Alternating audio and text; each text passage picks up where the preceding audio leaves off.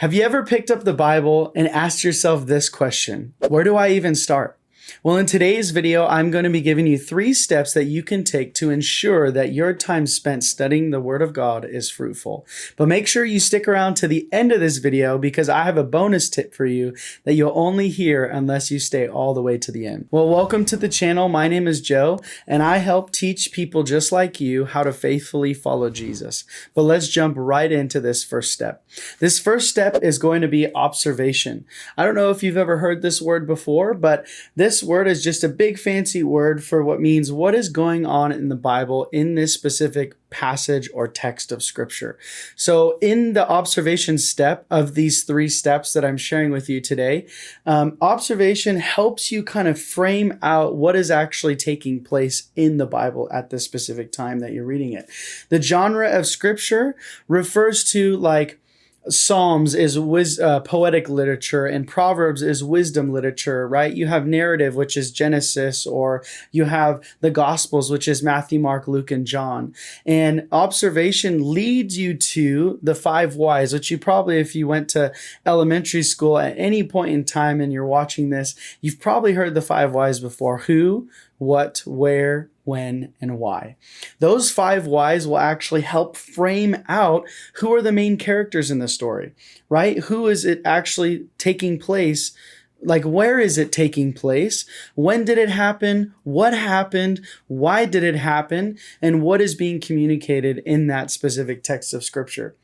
And in this first step, you're going to be gaining a lot of information without even having to consult a commentary or look at the Greek or the Hebrew or anything of that sort, because these 5 why questions are going to allow you to dive deeper just by simply reading the text and looking at it. So for example, if you're looking at a text of David and you see David's the main character of the story, you see where it took place. Maybe it was in Israel, maybe it was a different location, and you start gaining a lot of information that helps frame out how you can actually study that passage and then apply it later down the road when we get to step 3. But I had a professor in college, and he would always say when he would travel to Eastern countries like maybe India or China, and he would visit these pastors and these teachers, he would often say that a lot of them don't have access and resources like we do here in the United States to stuff like commentaries or interlinear or Greek or Hebrew. And he would tell us in front of the whole class that all of us could understand up to 90% of what the Bible is trying to communicate simply by asking these 5 why questions. And I hope that these questions that you ask, the who, what, where, when, why, actually give you the foundation you need to move on to the next step, which is interpretation. Interpretation is crucial because interpretation, after you get the observation, you figure out what is going on in the text of scripture, then you can start jumping into these tools like commentaries and interlinear that we're going to explain right here in a second that are super helpful for you. So once the observation step is done, you study the word, you framed out what you know that is in the text of scripture. There are 2 ways to go about studying and interpreting this passage of scripture. So there's one, which is exegesis. That word just the transliteration of that word literally just means to lead out of. That means the interpreter is led to his conclusions by simply following the steps of the text. This way of studying the Bible takes into consideration everything that's happening in the text and draws it out to find its true meaning. That's where the word exegesis comes from. And this way of studying helps the reader not to misinterpret what the text is saying. I'm sure, like anybody, you hate being taken out of context. If I were to say, I love you, but you were to take it as, oh, I just love you. You know, those are 2 very different ways of saying it. One is communicating actual genuine affection, and the other is communicating irritability. Well, you want to communicate the meaning of the text, not just what was actually said. And so this step will help you as you allow the text of scripture to draw out of itself. It's basically you're opening it up to allow it to speak to you because the word's alive. And so God's word speaks to us and we allow it to change us. We don't change what the word says to fit what we want it to say. And the other way is what I was leading into is eisegesis. So that literally means to lead into. So this is when the reader actually injects their own idea into the text, and making it mean whatever we want it to mean. So there's some popular preachers out there, I'm not going to name names just for the sake of honor, that do this very often, and it's a very unfaithful way to preach, teach, and to study the Bible, because when you lead into the text and you read into it what you want it to say, you now are changing or altering or using God's words for your own means, rather than allowing God's word to speak to you and to change you and allow you to change in order for you to align with it. Because again, God's word is final. God's word is the authority. So I don't change the word of God. I allow the word of God to change me. And so we want to be people that on this channel faithfully follow Jesus and faithfully teach others to follow Jesus. And so some ways that we can do that are Interlinear. This is my favorite tool by far. I have linked in the description some tools for you, like Blue Letter Bible. There's gotquestions.org, but Blue Letter Bible is my go-to free resource. And I suggest that you get on there and check it out because it's amazing. There's the Greek, the Hebrew, the Interlinear, which is the words in the original language and the definitions and the roots. And if you're a word nerd like me, I go into one word like love and I study that word, and it has 4 meanings in the Greek, but only 1 meaning in the English. And it's really cool because you get to actually see what was being communicated in that text. So like the word love in English means love. We say, I love you, bro. We say, I love you, mom. We say, I love you to your spouse, your partner. We say, I love you to your animals, the things that you eat. I love that food. But in the Greek, there's actually 4 different words for love. There's eros, which is romantic or passionate. So if someone were to use that phrase of love, they would use it towards someone they are romantically or passionately in love with. If they use phileo, it was like a brotherly or sisterly love, someone that you care for in your life that's a friend. There's storge, which is parental love. So it's from mother to son and father to son and vice versa. And then there's agape love, which is unconditional love of mankind. It's the love that God has for humanity, which is an unconditional love. And I just love studying stuff like that because it just brings such a depth and more meaning to the text when you get to just dive deeper into those. And so, like I said, the Greek brings out more in Hebrew as well, brings out more meaning that maybe the English couldn't quite communicate. And the second is commentaries. So I love commentaries. Like I had said earlier, I don't think that commentaries should be your number one resource. I don't think you should go to commentaries when you first start out studying the Bible. You should learn and allow, there's a passage of scripture, I forget where it is, but it says, allow the Holy Spirit to be your teacher, for you have one teacher, right? You have one master, you have one teacher, right? There's a place for fathers and teachers and preachers. Don't hear me wrong. I'm not saying that we shouldn't have pastors and teachers and preachers. I'm just saying that we should allow the Holy Spirit who lives inside of us, that leads us to all truth, that will guide us, allow him to teach us, and then come alongside these resources that are available to us to lead us in the right direction. Because I've found that even in my walk, when I go to these things first, and I find that I'm studying and I'm like, okay, go to the commentaries, go to the Interlinear, go to the Greek, go to these resources, I find that I'm allowing those things to teach me rather than allow him to speak to me and teach me, and then go to those things to make sure I'm hearing right. Because I don't want to just go off what I hear. I don't want to just go off what I think is right. I want to go off what I believe has been consistent throughout the course of history since Jesus was on this planet, because I want to be on the right path of studying his word and being a faithful communicator of the gospel and of his message. And so in that, I find that it's helpful when I allow him to teach me first and then go to these resources. So, whenever I consult commentaries, my general rule of thumb is like 2 to 3, because otherwise it gets pretty overwhelming. But I don't just go to one simply because I don't want to hear one perspective. I want to hear multiple perspectives from multiple different camps of thought and theological background, because I want to be well-rounded in my view of Scripture and what God's Word says. And so my recommendations are David Guzik. He's very simple to understand, very easy to read, and he breaks it down verse by verse. I love that a lot. Matthew Henry is a bit older interpretation and commentary, but I love his stuff too because it's very rich. The way that he explains scripture, I think, is a paragraph by paragraph, and it's super helpful for my study. And then obviously Chuck Smith, John MacArthur. So those are some that I tend to reference. I love Chuck Smith too. Very simple to understand, just like David Guzik.